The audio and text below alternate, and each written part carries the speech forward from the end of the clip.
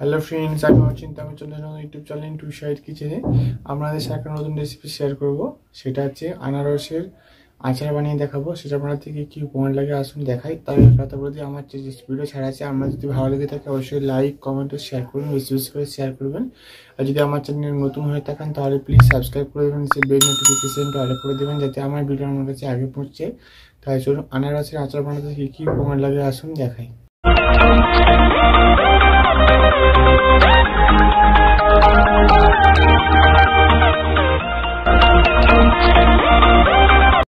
চলুন তাহলে আনারস দিয়ে আচার বানিয়ে দেখাবো। সেটা বানাতে থেকে কী উপকরণ লাগে আসুন দেখায়।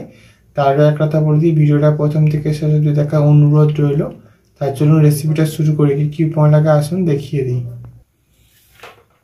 তাহলে এখানে দেখুন, আমি পরিমাণ মতো কিছুটা আনারস কেটে নিয়েছি ভালো করে ছোটো ছোটো করে। এখানে আমি চিলি ফ্লেক্স নিয়েছি, এখানে গুড় নিয়ে নিয়েছি, লবণ নিয়েছি আর অল্প সামান্য তেল নিয়েছি। তার জন্য রেসিপিটা শুরু করি। গ্যাসটা যদি কড়াটা বসে দিয়েছি, গরম হয়ে গেছে, এর মধ্যে অল্প সামান্য তেল দেব। এবার আনারসটা দিয়ে দেবো, লবণটা দিয়ে দেবো,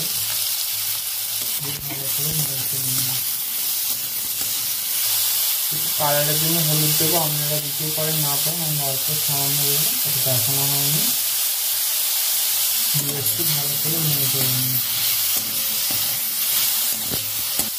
অল্প সামান্য জল দিয়ে দেবো, একটু সেদ্ধ করে নেব। দেখুন আমি একটু সেদ্ধ করে নিয়েছি। এবার আমি গুড়টা দিয়ে দেবো। এবার আমি ভালো করে নেড়ে চেড়ে জলটা নেড়ে নেব।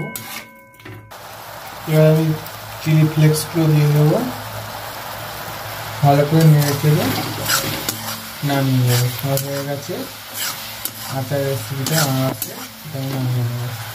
দেখুন আমার আনারস দিয়ে আচার রেসিপিটা রেডি হয়ে গেছে। এই রেসিপি আমাদের ভালো লেগে থাকে অবশ্যই লাইক কমেন্ট ও শেয়ার করবেন, বেশি বেশি করে শেয়ার করবেন। আর প্লিজ সাবস্ক্রাইব করে দেন, আমাদের পাশে থাকবেন। চলুন তা দেখা হচ্ছে নেক্সট ভিডিওতে। এরকম নতুন নতুন ভিডিও পাওয়ার জন্য আমাদের চ্যানেলটাকে অবশ্যই সাবস্ক্রাইব করুন, আমাদের পাশে থাকবেন। চলুন তা দেখা হচ্ছে নেক্সট ভিডিওতে।